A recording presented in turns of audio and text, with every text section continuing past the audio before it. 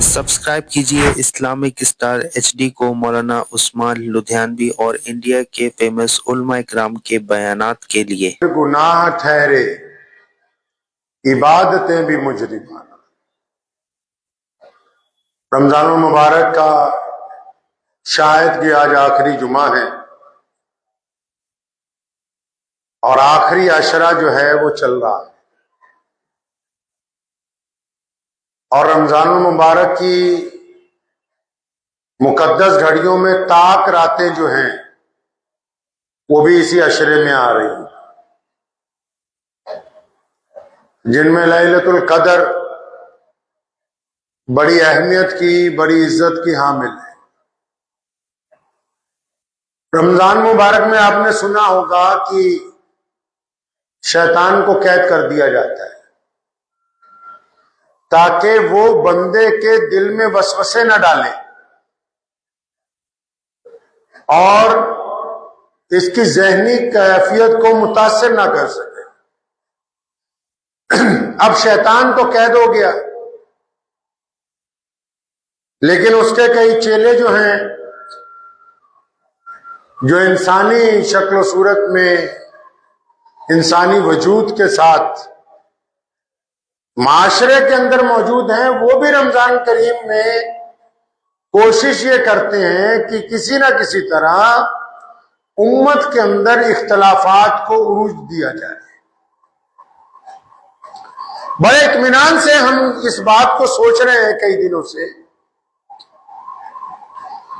कि ये जो पूरी दुनिया के मुसलमान रमजान मुबारक में मुख्तलिफ लोगों को हम चंदा देते हैं और बढ़ चढ़ के कि ये हमारे मसलक का है, ये हमारी बरादरी का है, ये हमारे फिरके का है, तो क्या कभी ये सोचा कि वो चंदे का पैसा जो है क्या वो इस्लाम पर खर्च हो रहा है या एक दूसरे के खिलाफ नफरत फैलाने पर, एक दूसरे के खिलाफ फतवेबाजी करने पर, एक दूसरे के खिलाफ महाज बनाने पर, मुसलमानों की इज्तिमाइयत के टुकड़े करने के ऊपर खर्च हो रहा है? वो जिन मौलवियों को पकड़ा रहे हैं वो कर क्या रहे हैं? सारा दिन मुसलमानों को इस्लाम से बाहर निकालने का रास्ता बता रहे हैं, फिरका फिरका खेल रहे हैं, एक दूसरे के खिलाफ नफरत फैला रहे हैं, मिल्लत इस्लामिया के टुकड़े कर रहे हैं, या कुछ उन्होंने इंसानियत के लिए, कौम के लिए, समाज के लिए, खिदमत के लिए भी कुछ कर रहे हैं? वो अल्लामा आमिर उस्मानी रहमतुल्लाह अलैह फरमाते हैं ना कि हमारी पस्ती की इंतहा क्या, हमारी जिल्लत का क्या ठिकाना, गुनाह तो फिर गुनाह ठहरे इबादतें भी मुजरिमाना। रमजान करीम इसलिए आया है ताकि हम अपने गुनाहों से छुटकारा हासिल करें। रमजान इसलिए आया दिल पाक हो जाए, रमजान इसलिए आया आंखें जिना से पीछे हट जाएं, रमजान इसलिए आया कि हाथों से किसी को हम तकलीफ ना पहुंचाएं, रमजान इसलिए आया कि हमारी सोच अच्छी हो जाए, रमजान इसलिए आया कि हमारे दिल से हसद और कीना निकल जाए। अब रोजा रख के भी जो लोग फितना परवरी का काम कर रहे हैं तो उनको एक बार अपने गिरेबान में झांकना है, क्या हम वाकई में रोजेदार हैं या नहीं? ठीक है, रमजान में एक नमाज का सवाब ज्यादा मिलने वाला है, रमजान के रोजे का सवाब ज्यादा मिलने वाला है। ये ठीक है कि रमजान में नमाज तरावी की नेकियां ज्यादा हैं, ये अच्छी बात है कि रमजान में अगर इफ्तार करवाएंगे तो उसकी बेशुमार नेकियां मिलेंगी। ये बात ठीक है कि रमजान में अगर सदका देंगे तो ज्यादा फायदा, ये बात ठीक है कि रमजान में किसी की मदद करेंगे तो उसका ज्यादा फायदा। लेकिन मोहम्मद रसूलुल्लाह सल्लल्लाहु अलैहि वसल्लम फरमाते हैं कि रमजान में जो हसद करता है, रमजान में जो शराब पीता है, रमजान में जो माँ बाप की नाफरमानी करता है, रमजान में जो रिश्तेदारों के खिलाफ साजिशें रचता है, उसका रोजा कबूल नहीं होने वाला, उसका रोजा कबूल नहीं। रोजा रख के भी ये मिसाल आप इस तरह समझ लीजिए कि कोई आदमी वो भर्ती हो जाए किसी महकमे में और उसकी जिम्मेदारी हो कि तूने चोरों को पकड़ना है और वो खुद चोरी करने लगे, تو عام چور کے ذمہ ایک گناہ، اس کے ذمہ دو. کیوں؟ کیونکہ عام چور صرف چوری کر رہا ہے، اس کا مقصد چوری کرنا ہے. کیونکہ اس کو چوری روکنے کے لیے لگایا تھا، اس نے چوری کا بھی گناہ کیا، اپنے مقصد کا بھی گناہ کیا، تو یہ دو طرح کا مجرم ہو گیا ہے. رمضان کریم میں اگر نیکیاں زیادہ ہیں تو رمضان میں گھپلا کرنے والوں کے لیے گناہ بھی زیادہ ہے. رمضان میں اگر لطف زیادہ ہے تو رمضان کی بے حرمتی کرنے والوں کے خلاف سختی بھی زیادہ ہے. رمضان کریم محبت کا پیغام دیتا ہے، اس میں نفرت پھیلانے والوں کے لیے کوئی جگہ نہیں ہے. ہم نئے نئے اصول، نئے نئے طریقے طے کر رہے ہیں رمضان شریف میں اپنے پاس سے کہ ہم اس طرح رمضان گزاریں گے. بھائی جس طرح محمد رسول اللہ صلی اللہ علیہ وسلم نے رمضان گزارے، ہم کو اس طرح رمضان کریم کو گزارنا ہے. کوئی بھی معاملہ ہو، ذاتی طور پر ہمیں جن لوگوں سے نفرت ہوتی ہے، جن کے ہم مخالف ہوتے ہیں، ہم تو ذرا سی بات پہ مفتیوں کے پاس جاتے ہیں، حضرت فتویٰ دے دو. وہ کس لیے جاتے ہیں؟ کیونکہ ہمارے دل میں حسد ہے، اپنے ہی قریبیوں کو نیچا دکھانے کی کوشش ہے. لیکن کیا کبھی اپنا کچھ عمل کرتے ہوئے بھی ہم نے اپنی مسجد کے امام کو پوچھا ہے کہ اللہ اور اس کے رسول صلی اللہ علیہ وسلم کیا چاہتے ہیں؟ ابھی زکوٰۃ دے رہے ہیں لوگ، کئی باہر کے صوبے کے لوگ ہمارے پاس آ جاتے ہیں، مجھے بڑی حیرانی ہوئی جہاں سے وہ آتے ہیں. ایک صاحب نے مجھے کہا میں واپس سے آیا ہوں، وہ جگہ گجرات میں ہے. ابھی ایک صاحب ملے، انہوں نے کہا میں کوٹا سے آیا ہوں، وہ جگہ راجستھان میں. ابھی رمضان میں دو صاحب آئے، انہوں نے کہا میں سری نگر سے آیا ہوں، وہ جگہ کشمیر میں. کل ایک صاحب کا فون آیا کہ میں آندھرا پردیش سے بول رہا ہوں. تو ہماری یہ بات سمجھ میں آ رہی ہے کہ جو مسلمان ہیں یہاں بھارت میں، یہ اپنے لیے، دشمنوں کے لیے، مخالفوں کے لیے فتوے مانگتے ہیں. انہوں نے خود کبھی اپنے امام سے پوچھا ہی نہیں کہ اللہ اور اس کے رسول صلی اللہ علیہ وسلم کی رضامندی کہاں ہے، اللہ اور اس کے رسول صلی اللہ علیہ وسلم کیا چاہتے ہیں، اللہ نے قرآن میں زکوٰۃ کی کیا ترتیب بیان کی ہے، ہم کو کس طرح اپنے لوگوں کے درمیان آگے بڑھنا ہے، کبھی پوچھا ہی نہیں.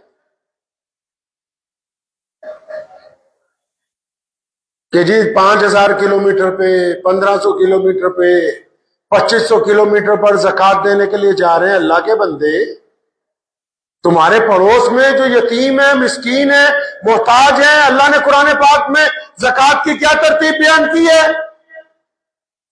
نبی علیہ السلام زکوٰۃ مانگنے کے لیے کیسے کہتے ہیں؟ ہو سکتا ہے کچھ مدارس والے اس بات سے ناراض ہو جائیں، لیکن زکوٰۃ مدرسوں کے لیے نہیں بنی ہے. زکوٰۃ مدارس کے لیے اسلام میں مختص نہیں کی گئی. زکوٰۃ تمہارے ان قریبی لوگوں کے لیے اللہ نے بنائی کہ جو محتاج ہے، جو مسکین ہے، جو یتیم ہے، جو بیوائیں ہیں، جن کے پاس رزق نہیں ہے.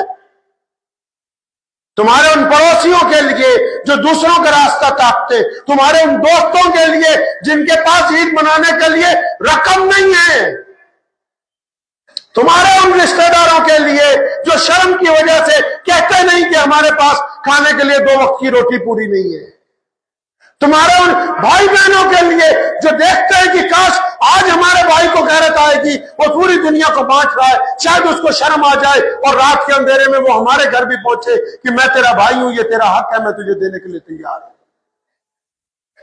پوچھا ہی نہیں. ویسے 2000 مسئلے پوچھ رہے ہیں.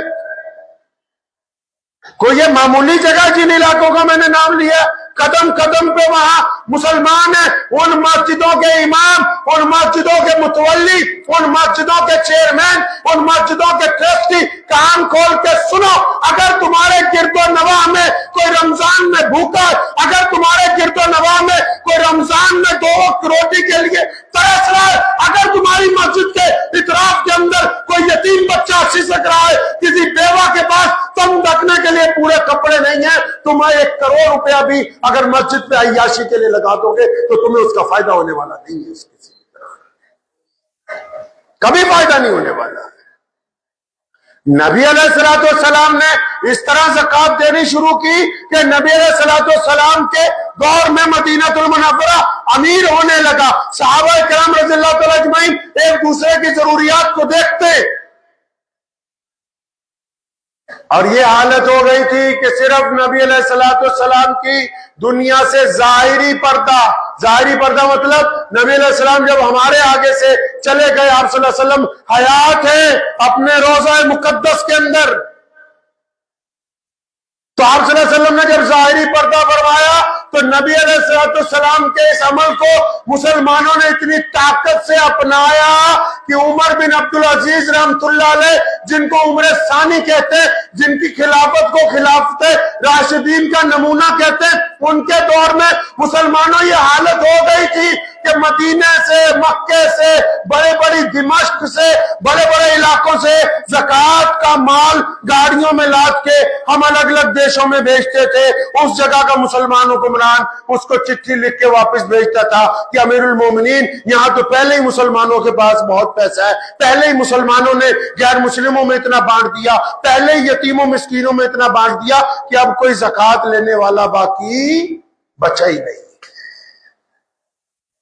کس طرح؟ یہ کوئی عرب تیل نکلنے سے امیر نہیں ہوئے، تیل تو ابھی نکلا ہے. صلاح الدین ایوبی نے سلطنت پہلے قائم کر دی تھی، تیل ابھی نکلا ہے.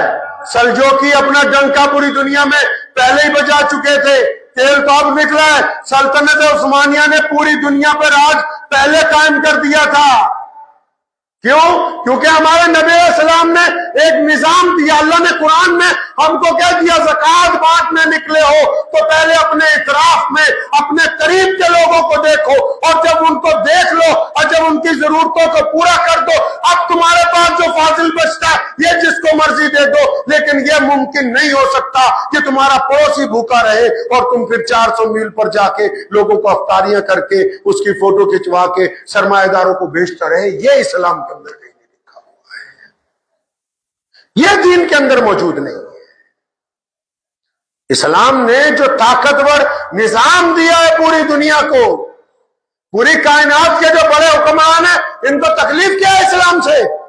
تکلیف یہی ہے کہ جو محمد رسول اللہ صلی اللہ علیہ وسلم کا نظام ہے، پوری کائنات میں اس کے مقابلے میں کوئی نظام نہیں جس میں ہمدردی ہو، جس میں محبت ہو، جس میں چھوا چھوت سے چھٹکارا ہو، جس میں انسانوں میں برابری ہو، جس میں ایک ہی صف میں محمود اور ایاز کھڑے ہو جائے اور کوئی بندہ نہ رہے اور کوئی بندہ نواز نہ رہے. یہ محمد رسول اللہ صلی اللہ علیہ وسلم کے دین کی خاصیت ہے.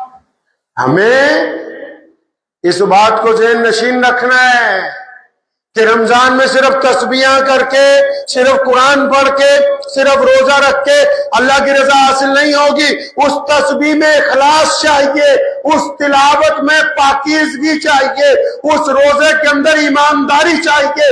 اگر اس میں پاکیزگی نہیں ہے، اس میں ایمانداری نہیں ہے، اس میں دکھاوا ہے، اس میں حسد ہے، اس میں ایک دوسرے سے آگے نکلنے کی دوڑ لگی ہوئی ہے، تو پھر یہ دنیا داروں کے سامنے تو آپ کامیاب ہیں، اللہ اور اس کے رسول صلی اللہ علیہ وسلم کے نزدیک آپ کامیاب نہیں ہونے.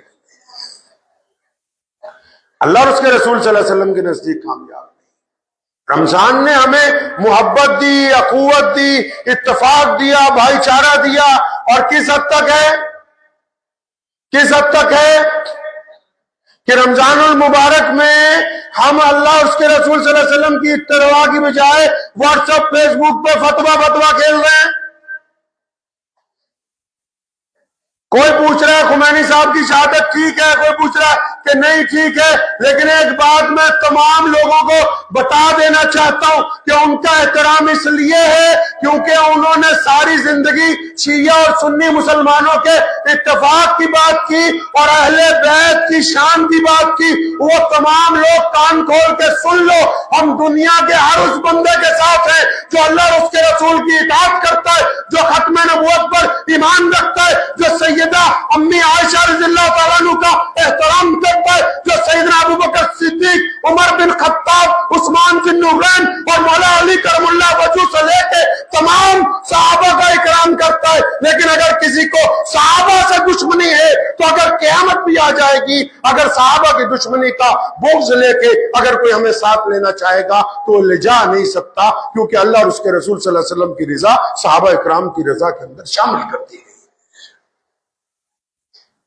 رمضان ہے، فتوا کھیل رہے ہیں اللہ کے بندے، رمضان ہے، کتنے دن رہ گئے؟ آج 23واں روزہ ہے، کتنے دن باقی ہیں؟ ان باقی دنوں میں اب یہ نہ سمجھے رمضان ختم ہو رہا ہے، اب انعام کے دن ہے، رمضان اب ختم نہیں ہو رہا، یہ رمضان میں انعام کے دن ہے، مزدوری حاصل کرنے کے دن ہے، اللہ کو منوانے کے دن ہے، اللہ کی رضامندی کے دن ہے۔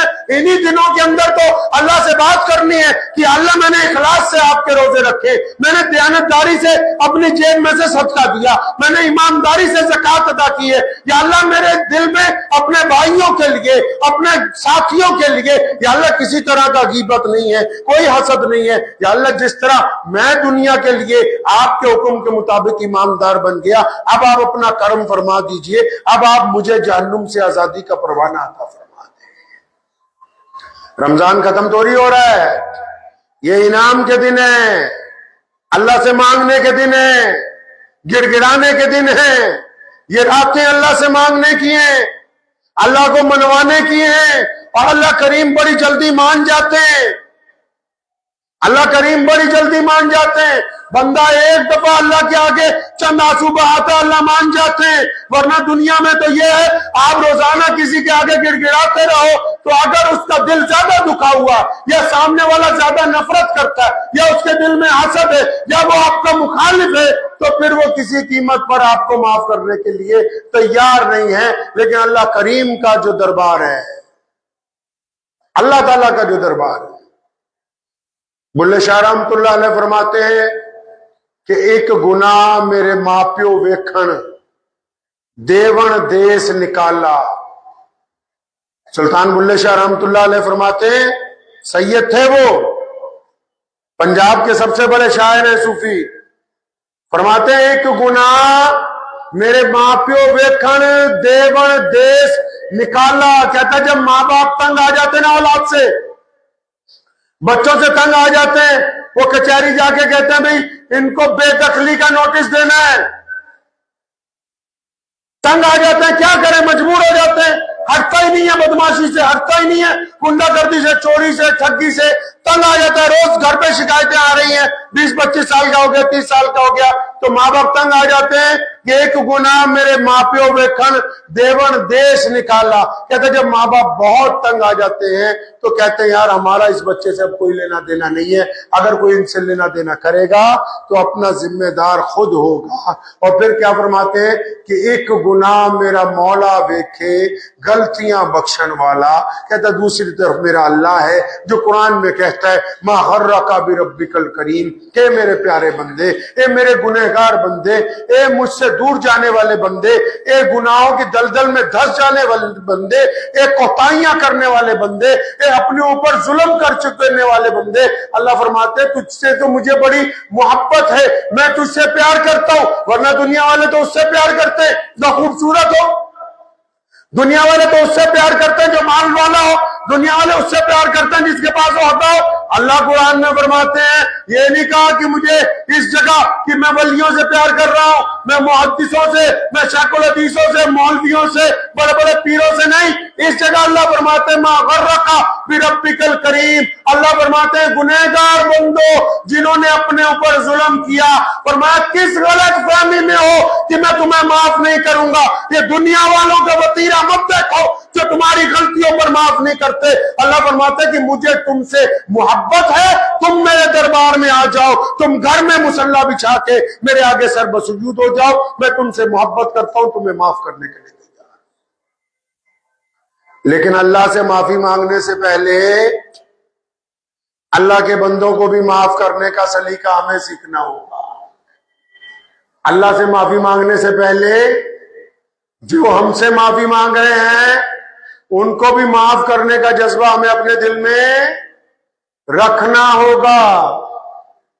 سیدنا محمد رسول اللہ صلی اللہ علیہ وسلم کی ذات گرامی ہے، ہمارے پیارے نبی علیہ السلام گزر رہے تھے تو ایک بندہ اپنے غلام کی پٹائی کر رہا تھا، فرمایا رک جاؤ، کیوں مارتے ہو اس کو؟ فرمایا یا رسول اللہ صلی اللہ علیہ وسلم یہ بار بار غلطی کرتا ہے تو پھر مجھے اس کی پٹائی کرنی پڑتی ہے، فرمایا اس کو معاف کر دو، اللہ کے واسطے اس کو معاف کر دو۔ تو انہوں نے کہا، سامنے والے نے کہ یا رسول اللہ صلی اللہ علیہ وسلم یہ بار بار غلطی کرتا ہے، میں کب تک اس کو معاف کروں گا؟ فرمایا اس وقت تک اس کو معاف کرتے رہو جب تک تم اپنے اللہ سے اپنے لیے معافی کی خواہش رکھتے ہو۔ آج کل پتا کیا ہے بازار میں؟ اب ایک چور پکڑا جائے تو سب چور اس کو مارتے ہیں، ایک مجنو پکڑا جائے تو سب مجنو اس کو مارتے ہیں۔ یعنی آج کل مجرم وہی ہے جو پکڑا گیا، ورنہ جو مارنے والے ہیں ان کے ہاتھ میں کوئی صاف نہیں ہے، یہ کوئی پاک نہیں ہے، کوئی مقدس نہیں ہے، بس جو پکڑا گیا جی یہ مجرم بن گیا، اب سارے اس کی مخالفت کر رہے ہیں۔ اللہ فرماتے ہیں کہ جس نے ظلم کیا اپنی جان کے اوپر، ہم اس کو بھی موقع دینے کے لیے تیار ہیں، وہ اپنے حضور اللہ کے حضور آ کے معافی مانگے تو صحیح۔ تو یاد رکھیں اس بات کو کہ رمضان کے جو 6-7 دن رہ گئے تو اطمینان سے ان راتوں کو ضائع نہیں کرنا، انشاءاللہ ضائع نہیں کرنا ان راتوں کو، ان راتوں میں اپنے رب سے مانگنا ہے، اور کچھ نہیں دنیا میں، اللہ کی طاقت کے آگے کوئی کچھ نہیں۔ پچھلے 5 سالوں میں سپر پاور نے 2 جگہ دیکھ لیا، مسلمانوں کے آگے گھٹنے ٹیک دیے۔ ٹھیک ہے وقتی طور پر کچھ لوگ یہ سمجھتے ہیں کہ ہم میڈیا کے ذریعے، سوشل میڈیا کے ذریعے اسلام کو بدنام کر لیں گے، یا ہم اپنے طاقت کے ذریعے، ہم اپنی زبان کے ذریعے، اپنے چینل کے ذریعے اسلام کو بدنام کر لیں گے۔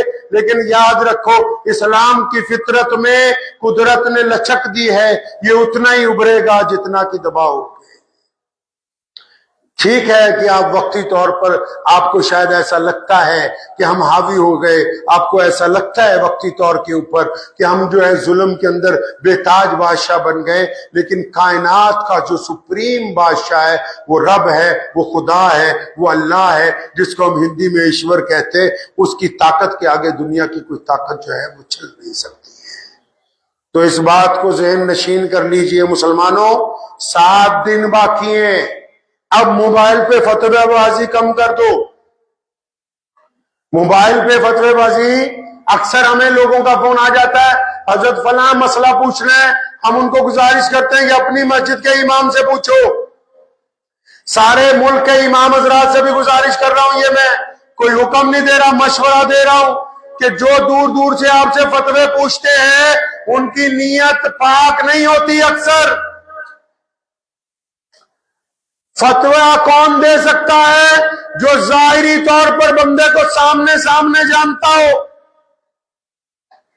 سامنے پتا ہو۔ اب کوئی بندہ کسی کا نام لے کے فتویٰ پوچھ رہا ہے تو آپ اس وقت تک اس کا جواب نہیں لکھ سکتے جب تک آپ سامنے والے سے پوچھ نہ لیں۔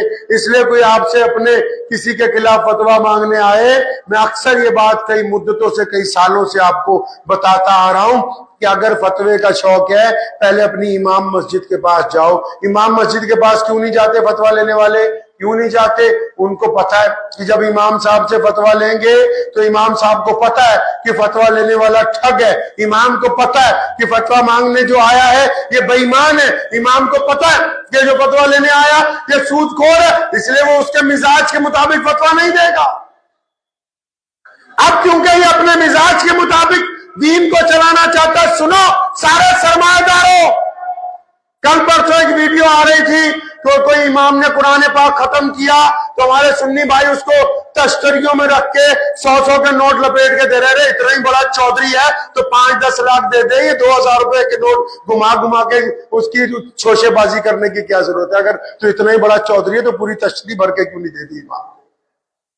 اب قرآن پاک ختم ہونے والا ہے، اب قرآن پاک جب ختم ہوگا فضول خرچی کے اوپر تو زیادہ پیسے خرچ کر دیں گے، لیکن جو مستقل امام ہے جو سارا سال تمہیں نماز پڑھا رہا ہے اس کو نہیں پوچھیں گے، بولے 25 دن والا حافظ لاؤ اس کو پیسے دیتے ہیں۔ جو مستقل، جس نے سارا سال نماز پڑھائی، جس نے سارا سال خدمت کی، اس کو نہیں، اس کا تو کوئی کام ہی نہیں بھائی، اس کی دیکھو جو حافظ جی آئے باہر سے ارے جو حافظ جی آئے ان کی خدمت بھی کرو، جو امام ہے ان کی بھی کرو، جو وہاں مؤذن ہے ان کی بھی کرو، جو مسجد میں صفائی کر لڑکے کام کرتے ہو ان کی بھی کرو، تاکہ ان کو بھی محسوس ہو کہ یہ رمضان مبارک میں جو لوگ تراویح پڑھنے آئے تو صرف انہوں نے ایک بندے کا خیال نہیں رکھا بلکہ تمام لوگوں کا انہوں نے اپنے نزدیک خیال رکھا ہے۔ تو یہ 7 دن باقی ہیں، ابھی تو آدھوں کو ٹینشن پڑی ہوئی ہے عید کب آئے گی، عید کب آئے گی، اب پتہ نہیں اگلا جمعہ بھی رمضان میں آ جائے۔ تو اس لیے عید کی جب بات چلی ہے تو عید کی جو دن ہے وہ روزوں کے انعام کا دن ہے۔ عید والے دن بھی کوئی ایسے کام مت کر دینا جس سے سارے مہینے کا اجر ضائع ہو جائے۔ جن کی جو گندی عادتیں چھوٹ گئی ہیں ان کو چھوڑ دینا ہے، عید والے دن دوبارہ اس طرف نہیں جانا ہے۔ جو برائیاں دل سے نکل گئی ہیں وہ نکال دینی ہے، عید کے بعد اس طرف نہیں پلٹنا ہے انشاءاللہ تعالی۔ دعا کیجئے اللہ کریم مجھے بھی اور آپ سب کو بھی ان باتوں کے اوپر عمل کرنے کی توفیق عطا فرمائے۔ وآخر دعوانا الحمدللہ۔